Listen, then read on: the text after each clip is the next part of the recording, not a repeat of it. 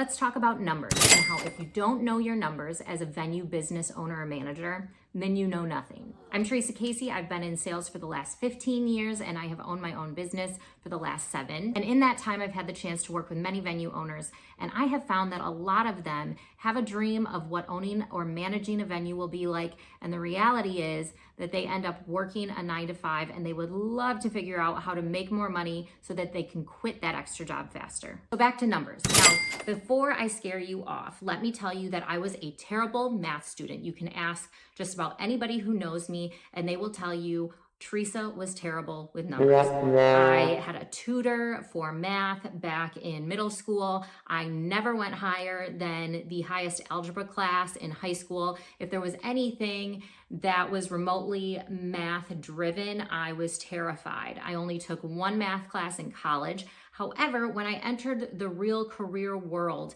I realized how drastically important numbers are in order to succeed, particularly in sales. It is not hard math. It's mostly addition, division, and understanding percentages. That's really it. Not hard to do. However, so many sales individuals and so many business owners completely ignore any of their numbers. They continue to work and work and work. And if you ask them, what have you been working on? They'll tell you a ton of things, but they can't give you any measurement of what was successful, what their conversion rates are, essentially justify that the work that they're doing is benefiting the business. What type of numbers do you want to be tracking in the first place? The number one thing that I think you need to track is, of course, your conversion rate. Conversion rate is used in all types of different businesses. What it ultimately is the percentage of sales that you are making from a certain activity. When it comes to a venue, that activity is probably going to be a tour or an event that you host.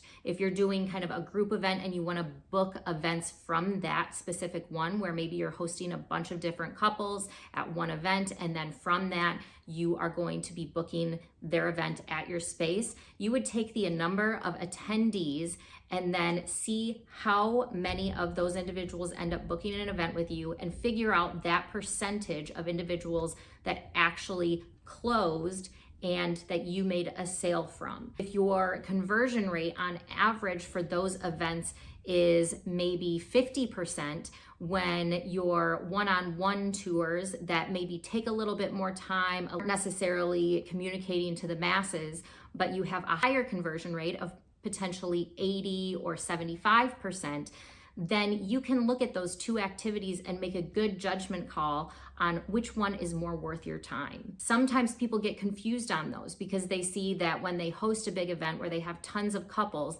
they feel like they're booking more events when they do that, because you get this flood of events that come from that one specific event. But if the reality is that when you host a tour, one-on-one or one-on-two, have a couple and you have their family who are the decision makers, ultimately that activity gives you a better conversion rate than the event, then you need to nix the event and do more tours. Numbers are your knowledge base, and when you keep good, consistent track of them, it allows you to make good decisions, and it also allows you to know whether you're succeeding or not. Particularly if you have a sales individual or a manager who just handles tours and books events, it will give you something really easy to communicate about whether or not what that person is doing is ultimately successful. A step down from that on measuring your metrics and trying to understand your numbers would be the activity that leads up to that tour in the first place.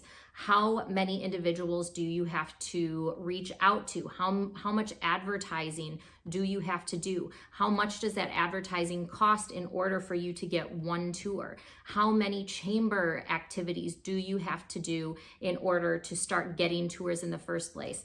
All of those are things that you should also measure so that you can understand where that tour came from and which activity is getting you the best results in order to get to the tour result. I think many business owners end up spending a ton of time and money on, and they really don't end up booking that many events from it, are expos. There are wedding expos everywhere. And if you don't have the super outgoing personality to interrupt people as they're walking by, to pull them aside, to ask them the questions that you need to know and get them to make a commitment right then and there, you're going to have a lot of money wasted, a lot of time wasted, and you're going to be frustrated at the end of the day that you feel like you're doing so much, but you're gaining so little. I love to hate on expos. However, I think that in the future, particularly when Meta gets really good at their VR, their virtual reality, you could go to an expo and have potential brides or couples come do the virtual reality and have a tour of your space that way,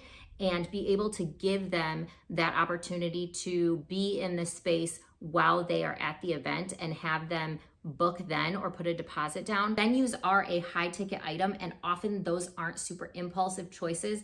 So when you have them in your space, it's going to have a higher likelihood that they're going to book. But I digress. These are the reasons that you really need to track and understand the activity you're doing and the impact that it's having on your business. Otherwise, you're going to be spinning your wheels, burn out, and feel like you are a failure at business, when in reality, you are a hard worker, you're an entrepreneur, you have a dream. You just haven't figured out the right activities to do, or you're skipping out on the activities that will make a difference and spending time instead on the things that aren't going to move your needle. Other metrics that you should really consider looking into and trying to figure out is your cost per acquisition. Cost per acquisition is used in every type of business, or at least it should be, but it's essentially how much it costs you in order to acquire one new client, one new customer, get someone to pay for whatever you are selling. One number that easily goes into this is any advertising costs that you have. If you are in a really good spot in your community and you tend to thrive on word of mouth, that's fantastic. But a lot of times you're going to need to go ahead and advertise. So if you're doing digital advertisements, particularly familiar with Meta, say that it costs you 10 advertising dollars in order for one person to book a tour, that would go into your final cost per acquisition. So you have that $10 cost, then you're also going to add in the amount of time that it takes you in order to reach out to those individuals, any costs that might go into that tour itself, your time, your value, and how much you would like to be paid hourly, wrapping together any cost that you can possibly fathom that would go into gaining a new customer, and looking at that and saying, it costs me this many dollars, this many hours in order to book one new event. Is my cost per event worth it? That into understanding your actual revenue. And that's a whole nother can of worms that we won't dive into right now, but understanding your actual revenue and profit is a huge piece that I don't even think a lot of business owners take the time to figure out. There are so many reasons you need to watch your numbers and have a really clear understanding of what metrics to follow, which ones are benefiting you, and how it impacts your business. It's particularly important if you want to sell your business someday, because if you do want to sell your business, any potential buyer is going to want to see your numbers. I can tell you from personal experience that I have talked to individuals who want to sell their small businesses, which a venue would technically qualify as. And most of the time, those owners want far more than what their business is actually worth. And they are very sad to hear when the reality is that they're not going to be able to get as much as they wanted for their business. You can be realistic and potentially make what you want from your business if you keep track of your numbers and have a really clear understanding of where you are. I hope this was somewhat helpful and eye-opening to you. If you have questions on how to make more money for your venue business, I do offer a free tour checklist that helps you create a great experience before, during, and after any tours that you have. So hopefully you can measure your conversion rates and your percentages will be higher. Like, subscribe, and I am excited to help you all make more money.